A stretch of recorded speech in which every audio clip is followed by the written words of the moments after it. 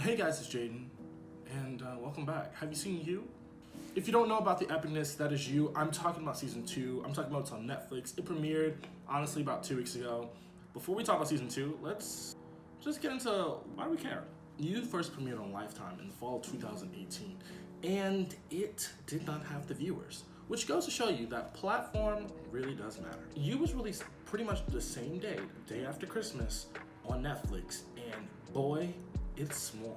Now, when You season 1 first came out, I didn't really watch it because I kind of got the gist of it. I was like, oh, okay, it's about, okay, whatever, you know?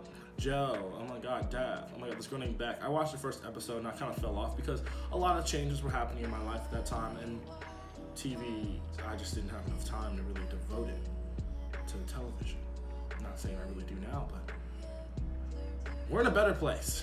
When I finally caught up and for this video to watch season 2, I watched all of season 1 in a day. Whew, what a good season. But there were some issues, but moving along. So I finally started season 2. Here's what happened. Joe moves to LA as he's running from his ex-girlfriend, Candace, who we all thought was dead. Candace is threatening to expose Joe to the world after she read Guinevere Beck's memoir. While in LA, Joe is trying to be a better person after all the murder in New York. He ends up with a girl named Love. Funny name. Joe does what Joe does, and now under the alias of Will Bettingham, an identity he stole from a man named Will Bettingham, who is keeping in a cage for a little bit. Throughout the season, you get into the thick of it, diving deep into the cliches of LA, from veganism, celebrity, and the idea that everybody's trying to be somebody. For example, Love is a twin brother named 40. Like the number. He is a movie producer, or trying to be one, but he's a mess and everybody knows it.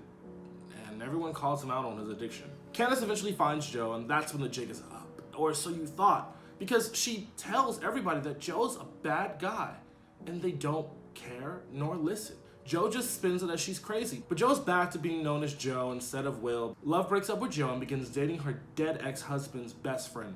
Joe begins sleeping with his neighbor, Delilah, and she begins to put the pieces together about Joe murdering Henderson, a famous comedian who Joe killed while trying to collect Henderson's confession of drugging and taking photos of underage girls in compromising positions. Joe locks Lila in a cage but doesn't want to kill her, so he arranges for her to go free when Joe isn't there. However, 40 has Joe and himself kidnapped to finish writing Beck's memoir.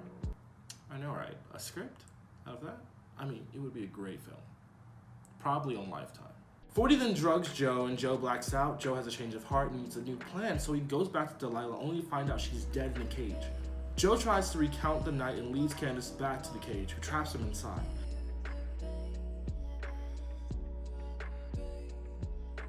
At this point, Joe thinks he killed Delilah and Love shows up. Candace finally has proof and shows Love what Joe has done. Love runs out of the storage unit and pukes, and Candace follows. When Love stabs Candace in the neck. It turns out this girl's a psycho, and she killed Delilah and 40's au pair. Ugh. God, this girl's crazy. Here's the really big twist. You thought Joe found Love? Nope. Love found Joe. When Joe essentially gets in a position he tries or attempts or is about to kill her, Love says, "No, I'm pregnant!" With the script in hand, 40 finally sobers up, wanting to take things seriously. And with his newfound sobriety, he finally believes everything Candace had been saying about Joe. But Joe is very dangerous. Wanting to get Joe away from his sister, he calls Joe back to their shared work in an attempt to kill him, only to be gunned down by a cop who was following Delilah's sister, who is wanted for killing Henderson. So essentially, Joe and Love moved to the suburbs, and I guess that's that on that. Turns out she really was pregnant, but the suburbs is not for Joe. That's basically a cage, so I don't expect Love to sit there and be there next season. Maybe she ends up getting into a spy versus spy situation, and they both try and kill each other, but Joe wants someone else. Season 2 is an enjoyable season and irons out a lot of the wrinkles of season 1. It mainly changes the pacing because there's not a lot of dead space to me. It really moves the show along. Cutting those 3 episodes really made a difference, in my opinion. Also, I wasn't sitting there for as long, so that was also really nice.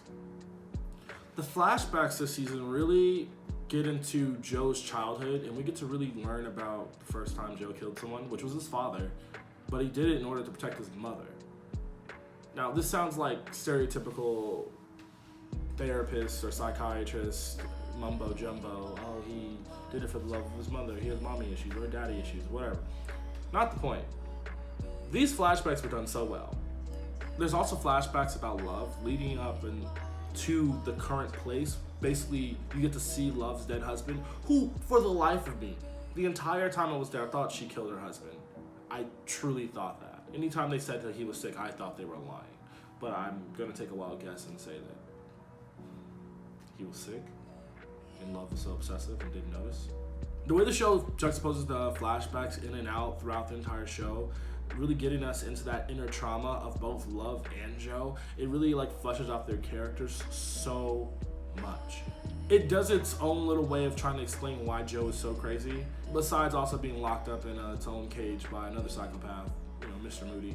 Love is a fully realized character whose main flaw is her codependency to her twin brother 40 and murder. Maybe also a couple psycho babble. But she's a fully realized character who nonetheless plays the game, and supposedly actually the same game that Joe's playing.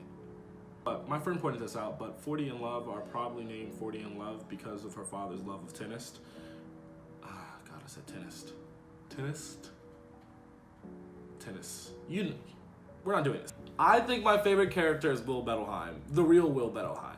The show really plays on this idea of whether people can actually be honest in themselves and authentic to each other, especially in this season because we're in LA when a lot of the theme is really talking about people trying to impress others with their bullshit.